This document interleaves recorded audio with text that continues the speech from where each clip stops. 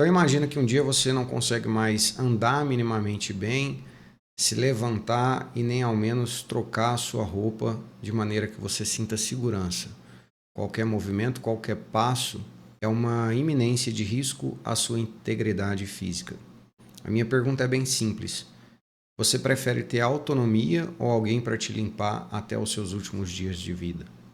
Por mais capciosa que seja a pergunta, a ideia é trazer aqui para você o seguinte, que treinamento de força é treinamento de autonomia. Nós devemos, sim, treinar por estética, saúde, terapia, o que quer que seja o nosso objetivo, mas principalmente treinar por dignidade até os nossos últimos dias de vida, ou até pelo menos quando for possível.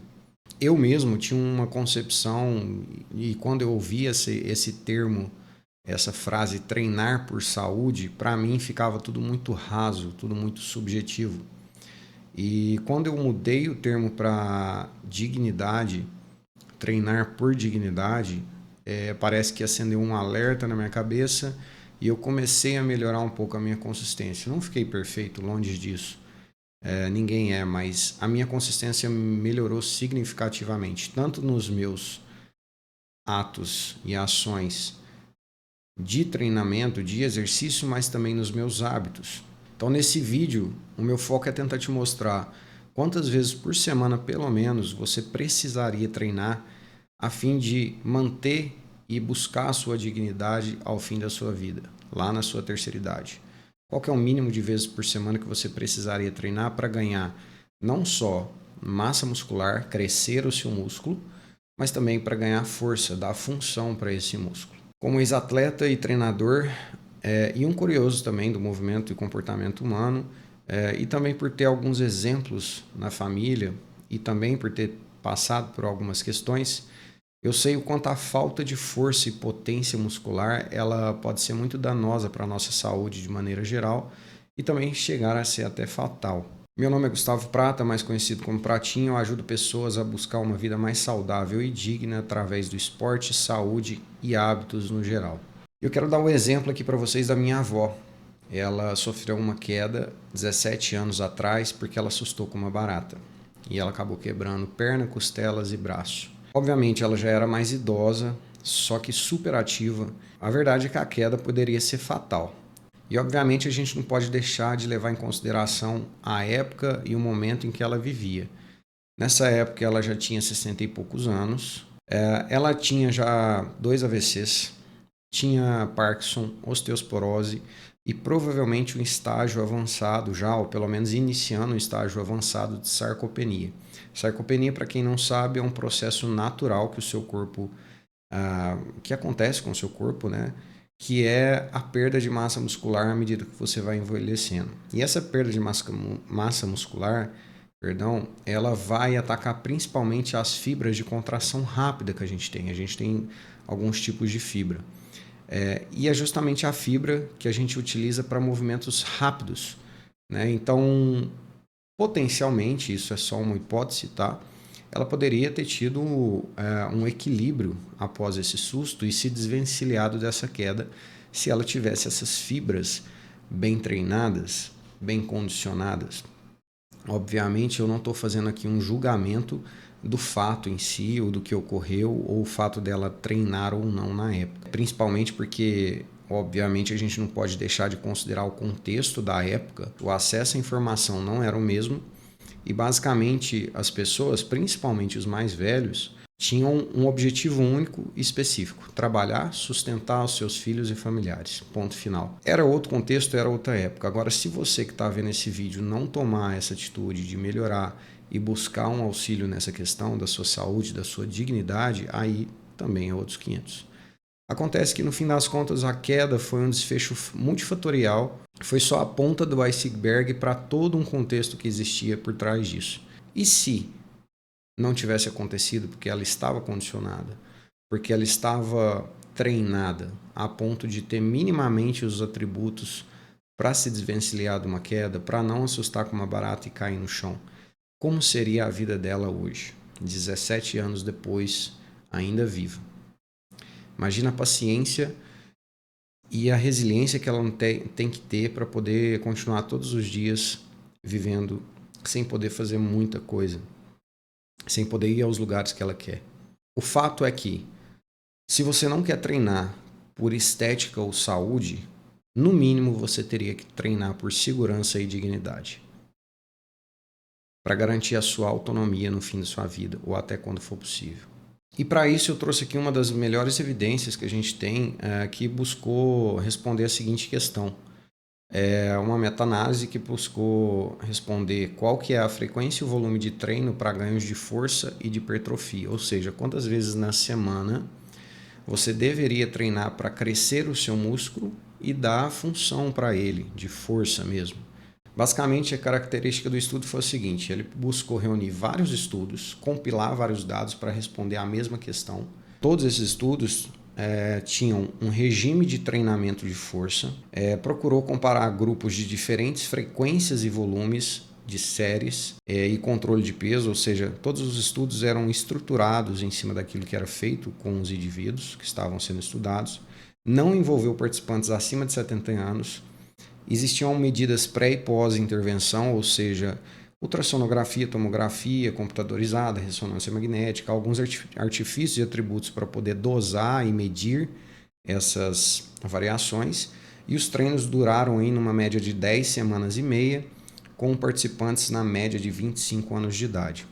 E qual foi a conclusão desse estudo? Obviamente eu estou focando aqui hoje só na questão da frequência. E tanto para hipertrofia quanto para força, ambos os resultados relacionados à frequência mostram que de 2 a 4 vezes por semana você consegue ter ganhos expressivos, tanto na sua massa muscular quanto na sua taxa de força. E o que eu quero que vocês entendam com isso? Acima de 4 vezes por semana, existe o ganho de massa muscular? Existe o ganho de força? Sim, existe. Porém, esse ganho ele é reduzido. Então, entenda que acima disso, eu vou trazer uma analogia aqui. É como se você fosse subir um morro de bicicleta. Então, imagina que essa daqui é a sua semana como um todo. E no início da semana, você está descansado. À medida que você começa a treinar, 2, 3 vezes, 4 vezes por semana, você consegue ganhar muita metragem nesse morro. Só que chega no final, você está fadigado, você está começando a cansar. E aí todo esforço que você faz, além disso, começa a trazer alguns metros menores de retorno. Então, aquele esforço que você está colocando não vem com uma resposta tão significativa quanto você gostaria, talvez. Por que eu estou falando tudo isso? Questão de frequência, de queda, de risco. Bom, a gente já sabe que treinar é importante, a gente já sabe que 3, 4 vezes na semana é o ideal para você, principalmente você que tem afazeres e tudo mais, você consegue ter resultados expressivos, satisfatórios para ter segurança e dignidade no final da sua vida. Olha só que legal. Tem um estudo que procurou avaliar a taxa de queda e índice de mortalidade entre os idosos. Esse estudo foi feito aqui no Brasil, com idosos acima de 60 anos entre 2008 e 2016. E olha só, o que eles acharam é que foram registrados nesse período 72.234 óbitos por quedas nessa faixa etária. A taxa de crescimento ela variou cerca de 30% a 45% por 100 mil idosos. À medida que você vai envelhecendo, essa taxa ela vai crescendo, tá? Fica claro que treinar força, treinar para ter musculatura e ganho de força é fundamental para a gente poder ter uma vida mais segura no final da vida. E poder aproveitar ela, poder viajar, poder pedalar, nadar, curtir os filhos, os netos, enfim. E aí começam as refutações, as objeções. Ah, mas eu não tenho tempo. Imagina se você fizer 45 minutos de treino 3 vezes na semana, são 135 minutos. Isso daí é apenas 1,3% da sua semana como um todo. Será que você não tem esse tempo para dedicar a isso? Será que você não pode porcionar esse tempo de 135 minutos, de repente todos os dias um pouquinho? E aí tem um outro estudo que fala sobre isso, esses pequenos snacks. Tipo... Depois eu vou trazer um vídeo sobre isso. É sobre pequenos treinos intensos que você faz ao longo dos dias, durante a semana, para poder acumular uma atividade física ao longo da semana. Ah, mas eu não tenho dinheiro. Aí aqui eu vou te dar algumas opções. Você pode ter um personal por um tempo e aprender um pouco a treinar para depois seguir fazendo sozinho. Se isso for muito, você pode entrar numa consultoria online. Se isso for muito, você pode fazer uma planilha que tem um custo-benefício um pouco mais acessível. Se isso for muito, você pode procurar aprender um pouco sobre treino no YouTube. Não é o ideal, porém é gratuito. Se você estudar e se dedicar e ter paciência, é algo muito válido. É melhor do que você ficar parado e não fazer nada. Você pode caminhar se isso for demais. Se isso for demais ainda, você não consegue caminhar, reveja seus hábitos. Pelo amor de Deus, olha para o que você está fazendo. Será que o que você está fazendo é condizente com aquilo que você quer, com aquilo que você visualiza para a sua vida no final dela? Então sempre tem um estágio, sempre tem algum degrau que você pode começar a subir. Ah, mas é muito desconfortável. Meu amigo, deixa eu te falar, a mudança é pela dor ou pelo amor. Uma das duas você vai ter que escolher. Crescer dói, é da natureza do ser humano. Se você já treina, você sabe qual que é a sensação de depois de treinar, o tanto que é boa. E antes de treinar, às vezes é bem ruim, às vezes você vai pela disciplina, pela raça, pelo ódio, o que seja. Se você nunca treinou, se deu uma chance de fazer 2 semaninhas de treino bem feito, e aí você vai ter pequenas sensações, pequenas percepções ao longo da semana e dos dias, e você vai notar melhor em cima disso. Enfim, tenta, tá? Ah, mas eu odeio treinar. Você não precisa amar, mas você precisa aceitar que as consequências são suas e são piores do que se você não treinar. Nesse ponto, se eu não conseguir te convencer, é uma escolha adulta, eu respeito, mas toda escolha tem consequência. E o que você ganha com isso se você fizer minimamente bem os seus treinos?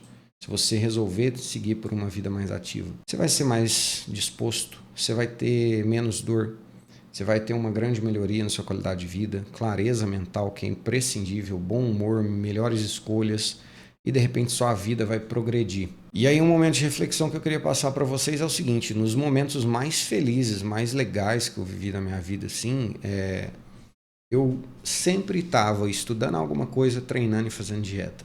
Agora, você tem algum tipo de dor? Imagine poder brincar com seus filhos sem sentir. Você está com preguiça? Imagine poder ter disposição para conhecer o mundo. Está com baixa estima?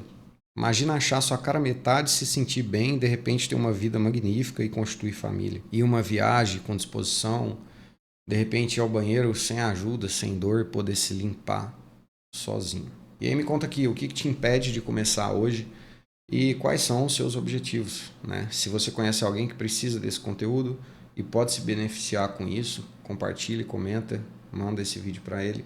Deixa um like, se quiser acompanhar mais, se inscreve e ativa as notificações. E lembra, quem faz treino de força aproveita mais a vida, com dignidade.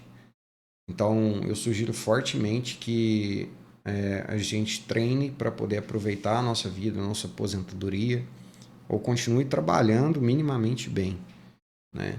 Treino é uma questão de investimento na sua liberdade futura. Beleza? Um abraço.